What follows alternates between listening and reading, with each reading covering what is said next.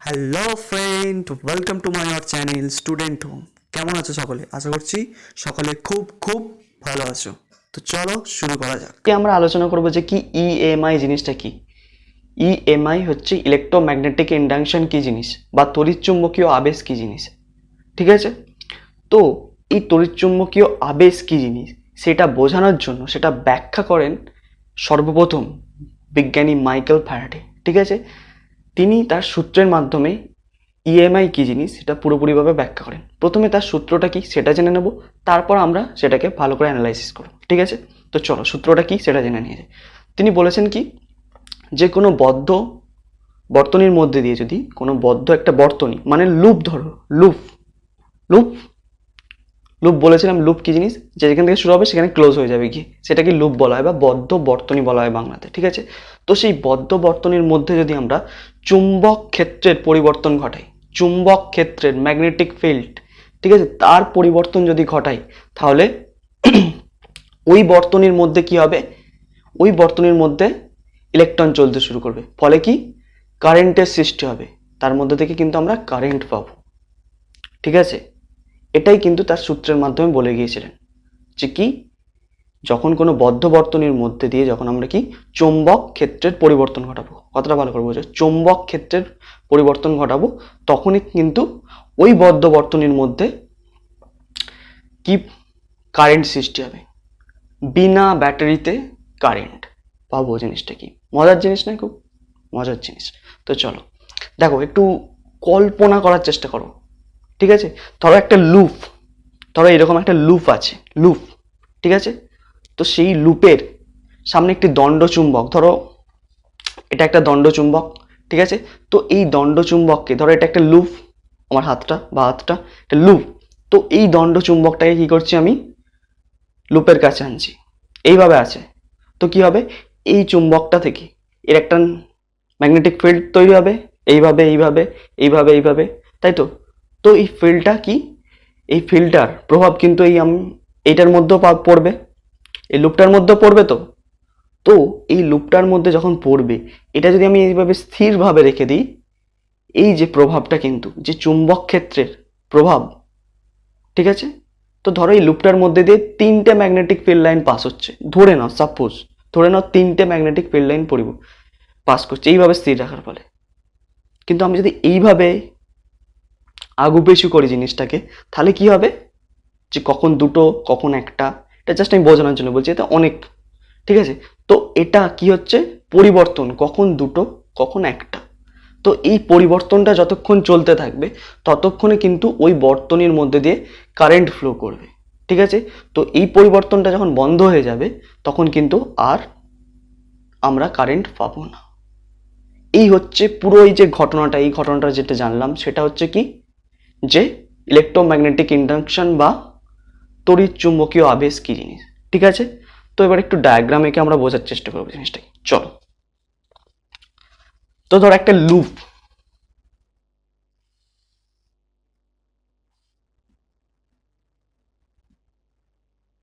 তো এটা ধরে নাও একটা লুপ, সার্কুলার লুপ। তো এর কাছাকাছি আমি কি করছি, একটি দণ্ড চুম্বক রাখছি এইভাবে।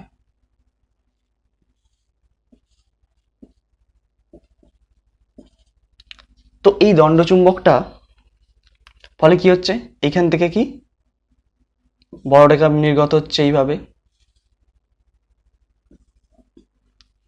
তো কি এইভাবে কিন্তু বড় রেখা এইভাবে এইভাবে এইভাবে এইভাবে এইভাবে এইভাবে, তো বড় রেখাগুলো নির্গত হচ্ছে, তাই তো।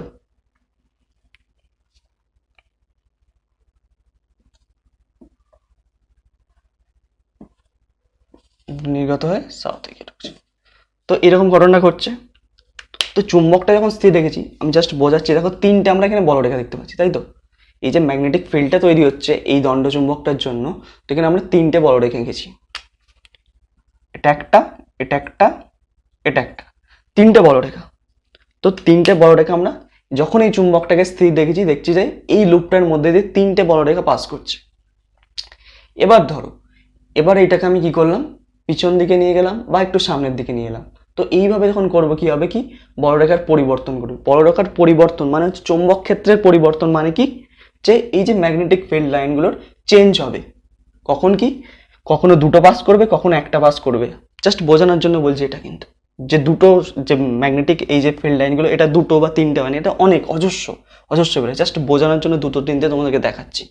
তো এইভাবে কি চেঞ্জ হতে থাকবে, চেঞ্জটা জরুরি, কিন্তু চেঞ্জটা খুব ইম্পর্টেন্ট জিনিস। যে চৌম্বক ক্ষেত্রের চেঞ্জ, যে চৌম্বক ক্ষেত্রের চেঞ্জ পরিবর্তন, চৌম্বক ক্ষেত্রের পরিবর্তন, এটা কিন্তু খুব গুরুত্বপূর্ণ ওয়ার্ড, এটা কিন্তু মাথায় রাখতে হবে। তো এই লুপটার মধ্যে কি, এই যে চুম্বক ক্ষেত্রের পরিবর্তন যতক্ষণ চলবে ততক্ষণ কি এই লুপটার মধ্যে দিয়ে কারেন্ট ফ্লো করবে, ঠিক আছে।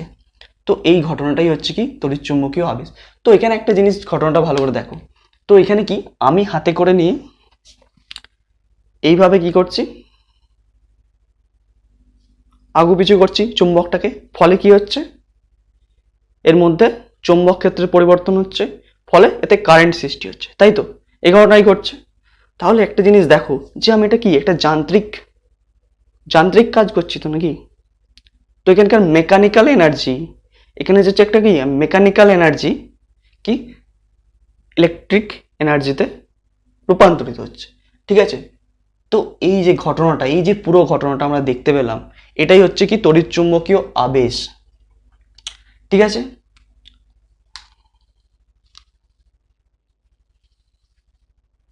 তো স্ক্রিনে দু একটা আমি ছবি দিয়ে দিচ্ছি, তোমরা ভালো করে দেখো, দেখলে কিন্তু কনসেপ্টটা আরো ক্লিয়ার হয়ে যায়, ঠিক আছে। পজ করে দেখে নাও। তো এই গেল তাহলে আমাদের তড়িৎচুম্বকীয় আবেশ কি জিনিস।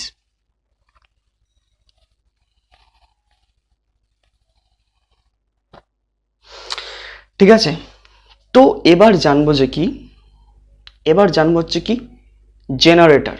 জেনারেটর কি জিনিস, ইলেকট্রিক জেনারেটর। আমরা এখানে এসি জেনারেটর নিয়ে পড়বো, যেমন ওখানে এসি মোটর পড়েছিলাম আগের লেকচারেতে। এবারে হচ্ছে কি electric generator, AC electric generator.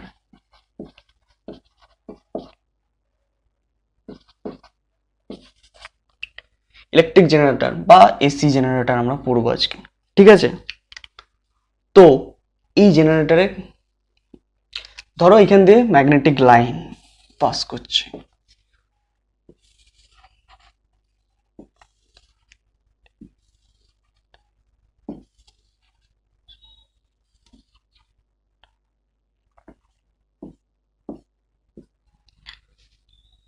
তো ধরো এগুলো কিছু ম্যাগনেটিক লাইন, এটা একটা চৌম্বক ক্ষেত্র, ঠিক আছে। এখান থেকে কি ম্যাগনেটিক লাইন পাস করছে এইভাবে। তো আমি একটা লুপকে কি ভাবলাম, লুপকে এইভাবে রেখে দিলাম, ভালো করে দেখবে।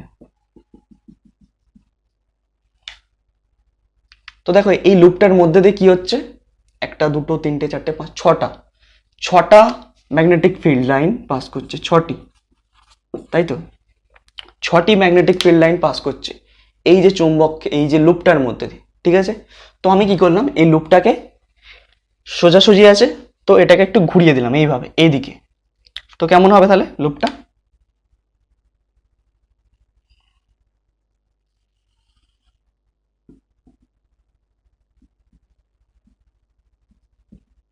লুপটা এরকম হয়ে গেল, দেখো লুপটাকে এইভাবে ঘুরিয়ে দিলাম, লুপটাকে আবার কি করলাম, আরো একটু এইভাবে করে দিলাম, যে এইভাবে জিনিসটা,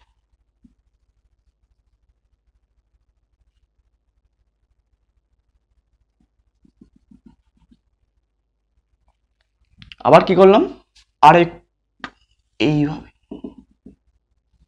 দেখো এখানে কাজটা কি করছি দেখো ভালো করে। তো একটি লুপটাকে কি করছি আমি এইভাবে প্রথমে রাখলাম, তারপর এইভাবে রাখলাম। তো কি লুপটাকে আমি ঘোরাচ্ছি, এটা ওয়েতে ঘোরাচ্ছি, ফলে কি দেখো প্রথম লুপটাতে কিন্তু ছটা ম্যাগনেটিক ফিল্ড লাইন পাস হচ্ছিল, পরবর্তী লুপটাতে 1 2 3 4টে, তারপরটায় দুটো, তারপরেরটায় একটাও নয়, শূন্য। তো এখানে কি ঘটছে দেখো, তো এখানে দেখতে পাচ্ছি ঘটনা কি, এখানেও কিন্তু ম্যাগনেটিক ফিল্ড লাইনে চেঞ্জ ঘটতে বা চৌম্বক ক্ষেত্রের পরিবর্তন কিন্তু আমরা লক্ষ্য করতে পারছি, ভালো করে দেখো ছবিটা দেখলে বুঝতে পারে। প্রথমে যে লুপটা ছিল সোজাসুজি ভাবে, ঠিক আছে, উলম্ব ভাবে, তার মধ্যে দিয়ে 6টি বড় রেখা পাস করছিল, তারপরটা দিয়ে চারটি, তারপরটা দুটো, তারপরটা একটাও নয়। তো এখানে কি দেখতে পাচ্ছি যে লুপটাকে এইভাবে ঘোরানোর ফলে কি হচ্ছে, দেখছি যে বলরেখার মানে হচ্ছে যে চুম্বক ক্ষেত্রের পরিবর্তন আমরা এখানে লক্ষ্য করতে পারছি, যে ম্যাগনেটিক ফিল্ড লাইনগুলো চেঞ্জ হচ্ছে। প্রথমে 4, তারপরে 2, তারপর 0, তারপর আবার এইভাবে ঘুরে ঘুরে ঘুরে ঘুরে আবার 6, আবার 4, 2 এইভাবে কিন্তু ঘুরতে থাকবে। তো দেখো তাহলে যখন একটি লুপ চুম্বক ক্ষেত্রের মধ্যে যদি আমি একটা লুপকে ঘোরাতে থাকি অনবরত, তাহলে কি আমরা কারেন্ট পাবো।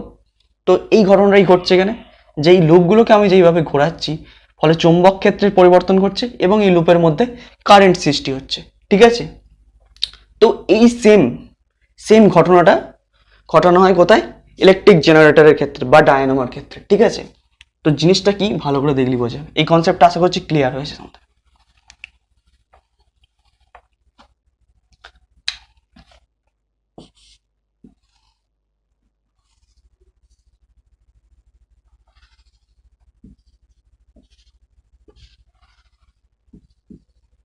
এটা নর্থ, এটা সাউথ।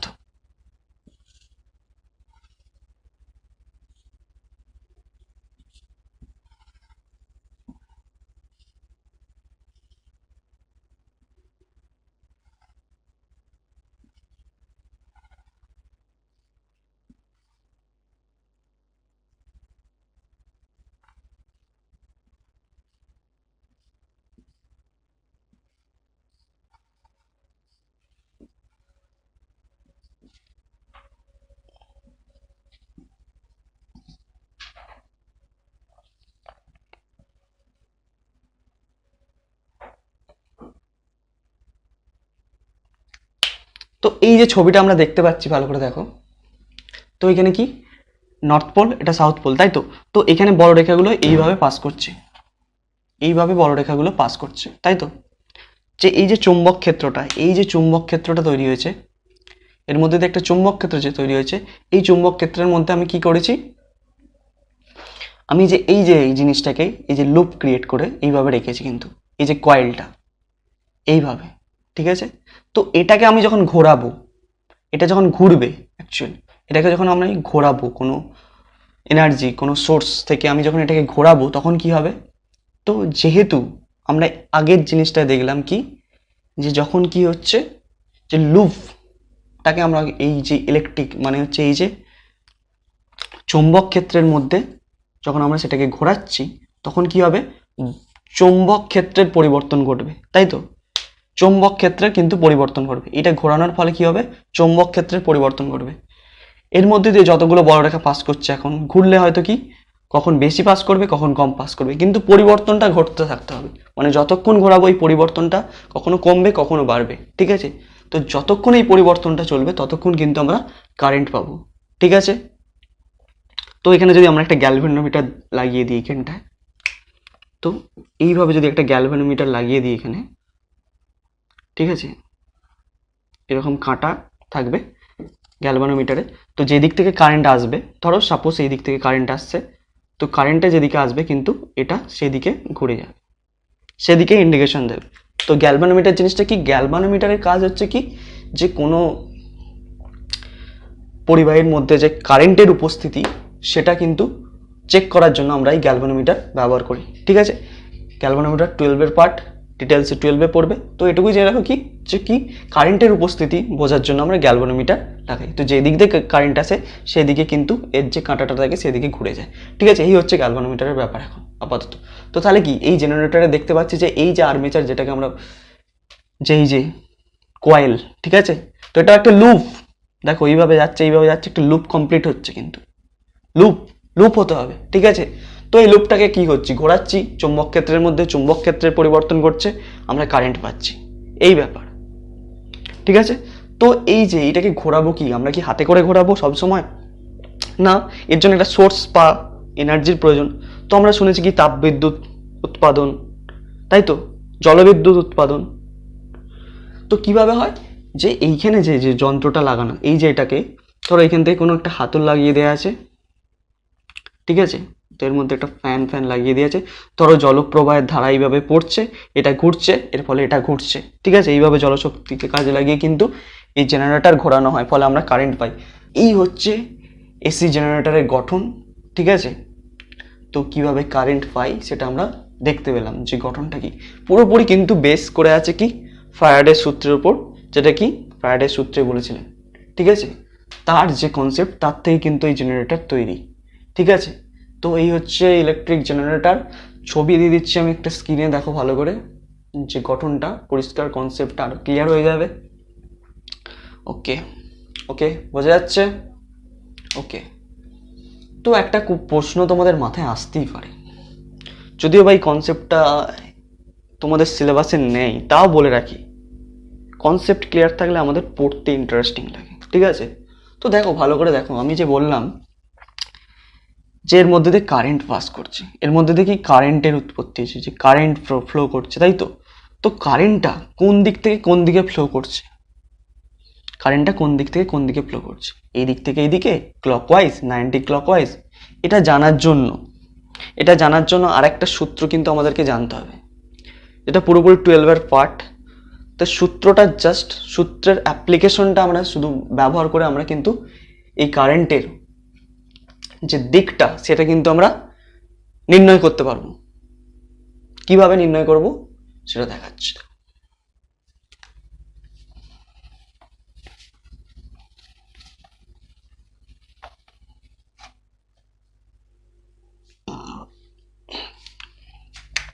ধর একটা লুপ,